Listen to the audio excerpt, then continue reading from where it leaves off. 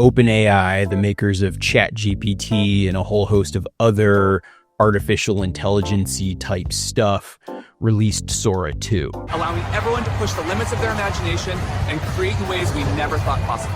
And after spending several days now playing around with Sora 2, I feel like I need to make this video because I have some very strong feelings and I need to share them with the world. And yeah, this video is probably going to look stupid 6 months from now, but I feel like it's important to just at least put this out there and see if other people are feeling this way too. Because I am pretty certain that Sora 2 is going to mark the next step in the Slopocalypse.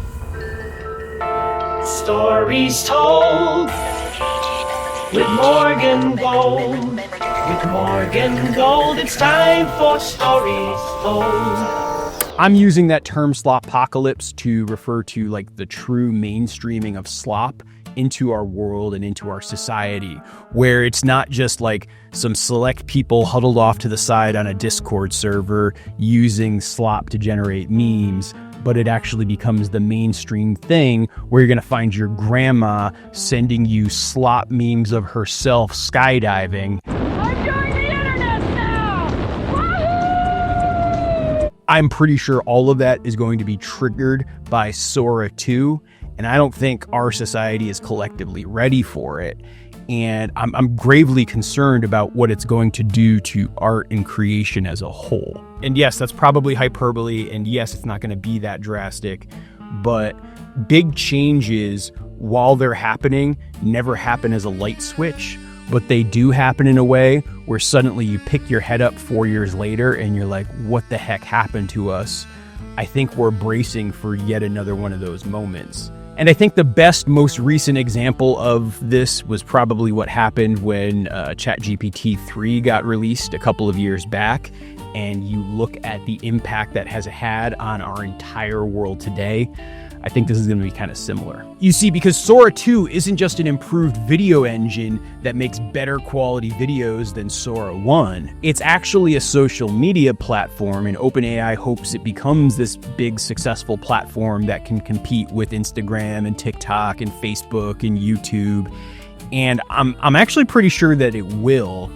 And not only that, I'm also terrified by the fact that Meta and Google and ByteDance are going to see the success of Sora 2 and the social side of it, and they're going to integrate those same features into their own platforms, and it's going to be everywhere you look probably by next spring. And again, it is going to make the world a much worse place. And I will be getting to the why in just a moment, but just bear with me here because I feel like some context is really important around all of this. You see, because like I've been using Sora 1 since it was first available. If you don't know me, I am a farmer and I'm a content creator, which I know is kind of a weird mashup. I have a whole other YouTube channel and other accounts that I make videos just about my farm and life on my farm. And it's almost like the exact opposite of the Sora world. But then I'm also kind of a nerdy weirdo and I like to make video essays and talk about culture and technology and art, and like all of that stuff has always fascinated me, and so that's actually what this channel is all about. When Sora 1 was first announced, I was kind of intrigued, and when it was first available, I started to use it, and I have been using it. I experiment with it here and there. I have certain misgivings about it, but I also see the upside to it. You know, I am a solo creator. I don't have like a large team of people I work with. I'm a small business owner, both with what I do with the farm as well as like a lot of the stuff that I do with my content. And so the idea of using resources to help me scale up and create more and not have to like have big budgets to pull off big productions, the ability to create more and create on a grander scale. Like one of the coolest things about Sora was it actually made that just a little bit more accessible. And yeah, it was still kind of glitchy. And yeah, it didn't quite look right. And yeah, it did definitely sit still within that uncanny valley. And yes, it's ethically dubious as fuck. It was also kind of intriguing. And so I've very consistently had this, well, let me just keep dabbling with it and see where things go kind of approach.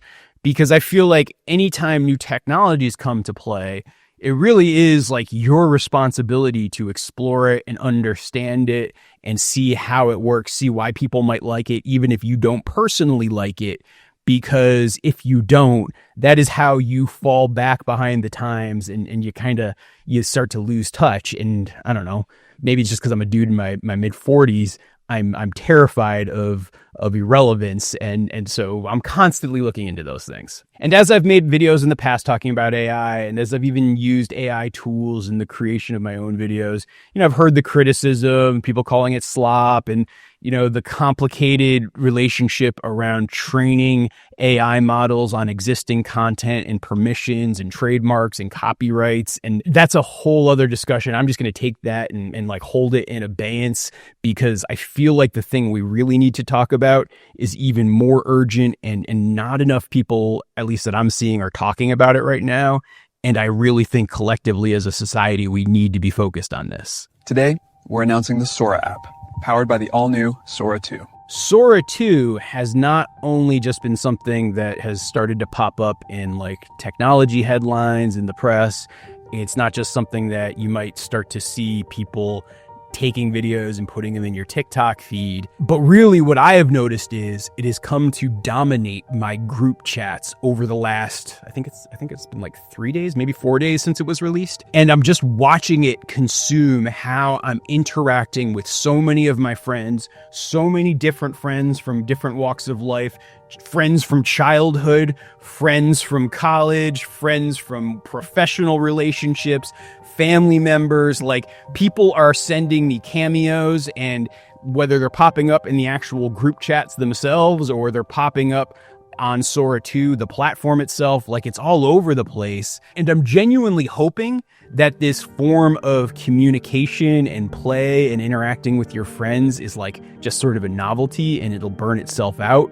But I have deep-seated fears that this is only the beginning. Introducing Dirt Rich Living, the laugh-out-loud guide that takes you from spreadsheets to sheep bleats. Ditch the cubicle, grab a cow, and live the farm dream with Morgan Gold. Yours for just $19.95. Because right now, most people aren't even on Sora 2. You actually can't just easily like watch this video and go on. You actually need an access code that you get from a friend who's already using it. And so probably in the name of protecting against massive technology overload problems and or making sure they're vetting all security risks or, other potential calamities that could happen. I also have a secret conspiracy theory about this one. Okay, look at this board, right? These invite codes, they look random, but they're breadcrumbs. Every time someone sends one, OpenAI logs it and draws a line between the two of them. Boom, social graph. What? It's not about access. It's about mapping who knows who. They take this whole tree. So regardless of the actual intent of it and using these access codes, the result is it's slowly being staggered out. But even as it's slowly being staggered out, it's already taken over the top slot for social media within the Apple App Store.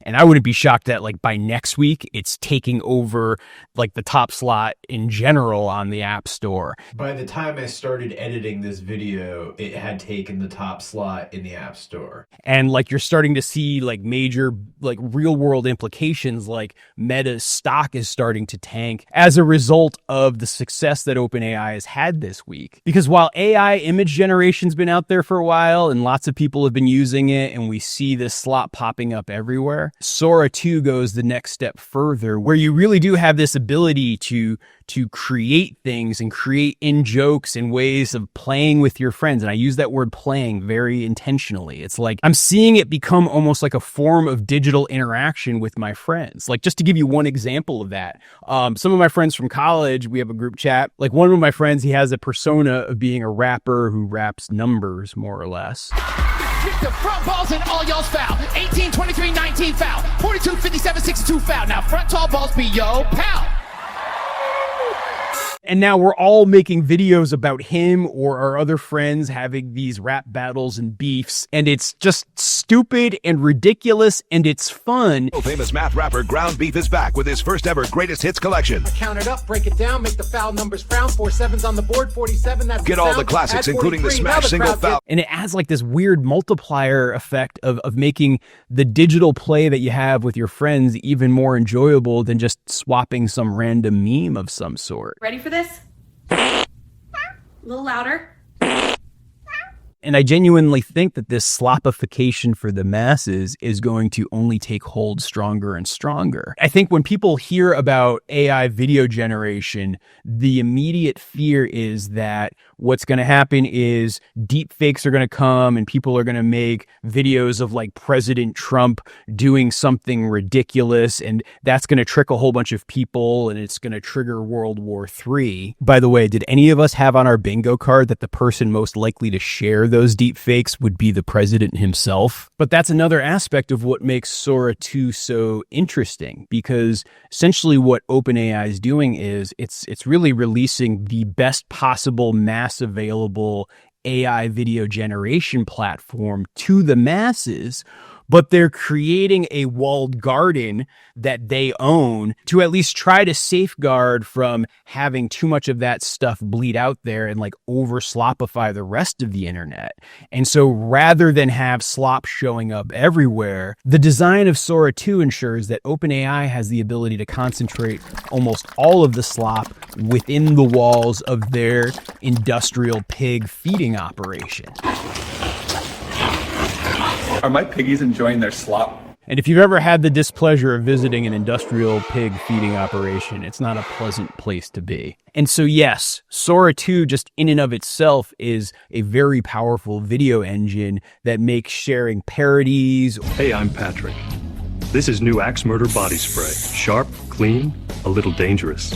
One hit, and suddenly they can't look away. Or spoofs of TV shows. 1, 2, 3, 4, numbers hit the floor. 5, 6, 7, 8, rhyme it straight, don't hesitate. Or fake TV commercials from the 90s. New marsupials. Hot, steamy soup you can eat anywhere. Mmm, so good. And for moms on the move, it heats in 90 seconds. No mess. Grab a pouch, take a taste. Soup that goes at your pace. Very, very easy to do. But the true innovation goes one step deeper. You see, because Sora 2 actually has this ability to create what they call cameos, which I'm sure the cameo company is going to probably sue them at some point. But OpenAI has proven over and over again that they just don't give a fuck. I mean, just look at the time that they took Scarlett Johansson's entire personality and voice from the film Her and used it as their voice assistant. But I digress. But because you have this ability to make cameos and but these cameos, they let you create realistic versions of yourself in no time at all. Like here, I'm gonna redo my cameo right now, right in front of you guys, probably with my cat sitting here. Watch. And so all I have to do is essentially point this camera at myself, and it asks me to read some numbers. 97, 72, 51.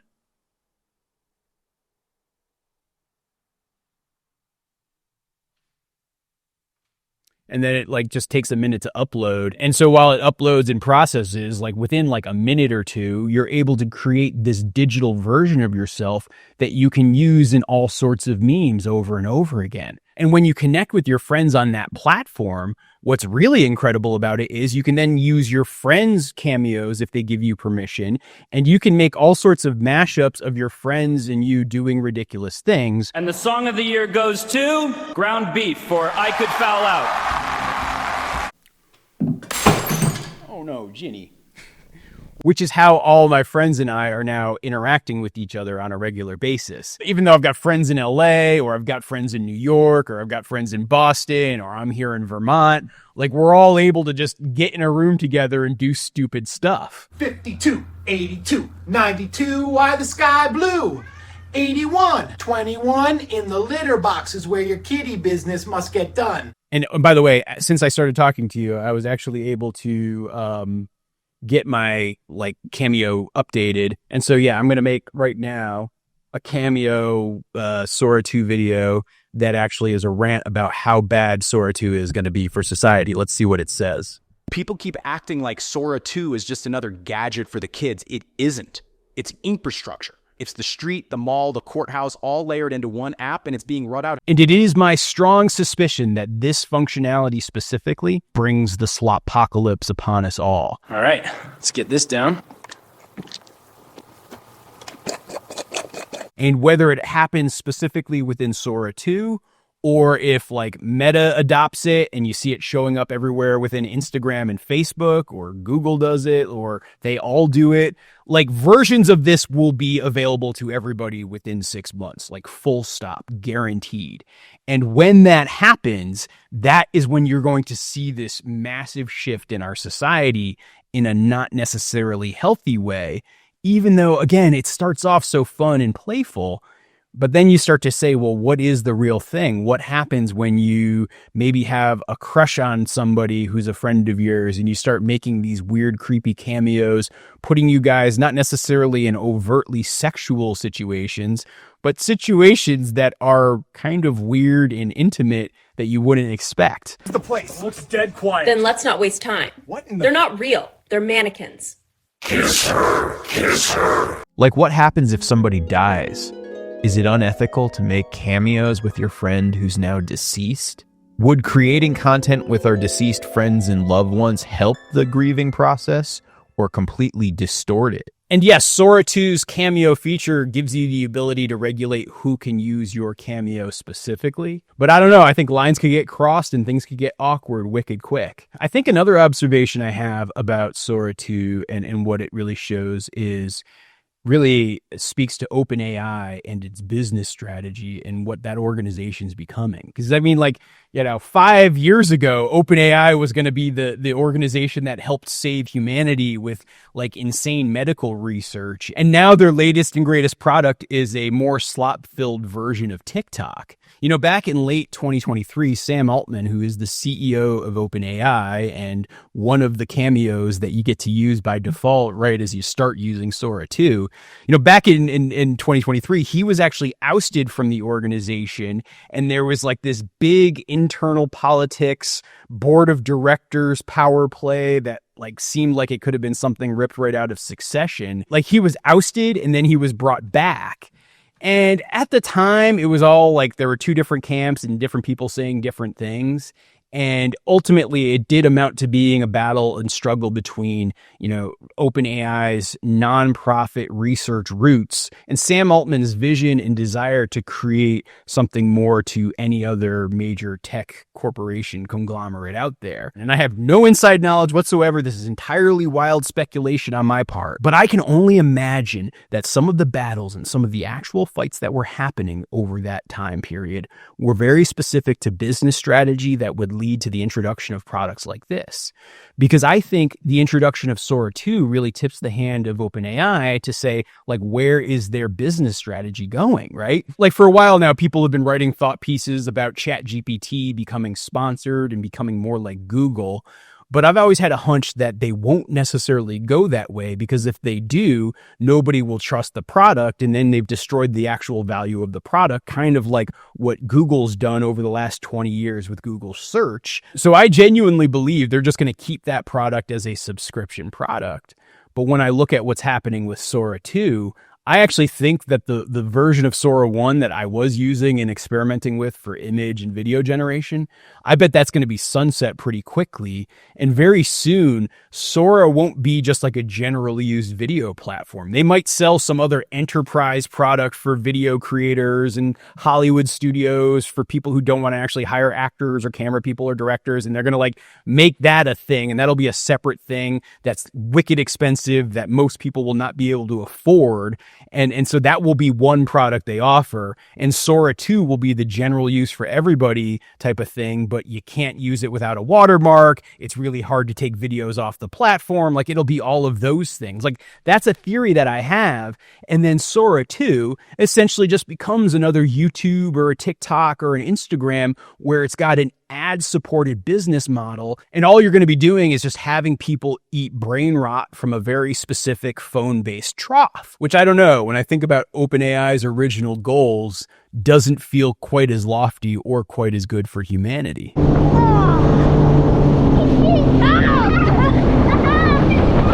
So about 2 weeks ago, I went down to South Carolina to visit a couple of friends of mine, and they have kids and I don't have kids, but I really like their kids and I enjoy hanging out with their kids. And one of the conversations I got into with their kids while we were hanging out was about brain rot. And specifically, they talk about how brain rot shows up within Minecraft, which is their primary form of interacting and playing with their friends in a non-physical space. And as I think about that, and as I think about the play that happens and how brain rot becomes essentially the currency of consumption within that play, and then I look at the last week and how me and my friends have been interacting in that same way. I started with one rescue dolphin years ago. When I realized her milk was rich and sweet, I wondered what a cheese from it might taste like. Like, yeah, sure, some people might be turned off by the AI aesthetic and it's not something that they like, but that's not the majority. And particularly when people are like my age or maybe a little bit younger and definitely older, and they say that and they don't understand it and they don't like the look of it. Like my wife's actually a perfect example of somebody who's like, she can't even look at a video without getting the ick. Like, yeah, there's going to be a chunk of the population that's there, but I think that for kids like my friends' kids who are, 10, 12, 13, like when they're that age, they're into it and they're seeing it as brain rot and they're calling it brain rot for what it is, but that doesn't stop them from being entertained by it. That doesn't stop them from wanting to trade it with their friends. And I think with just constant exposure and constant seeing this type of aesthetic over and over again, it is going to permeate our society in a big way. And yes, we're going to probably see new explosions of like real art movements where people are just drawing with pen and paper. I mean, I'm actually personally in the middle of drawing a graphic novel right now as my own personal response to getting kind of fed up with the digital creative process and what that looks like. But those are going to be small niche efforts. Those are going to be like people who collect vinyl. Like, yes, people buy records still, and yes, records are still manufactured, but most music is consumed digitally with no actual attached physical product to it these days. Like when you look at the actual sheer raw numbers of it all, it is a drop in the bucket. And I think these real art type movements or real art type aesthetics are going to be like that. They're going to be these little gimmicky, nichey side quests. They are not going to be the main thing. They're not going to be what the culture is. And I don't know, maybe this is just a little bit of an old man shaking his fist at the clouds. That seems a little sad to me. And so, yes, I think Sora 2 is going to be a massive hit. It really kind of already is a massive hit.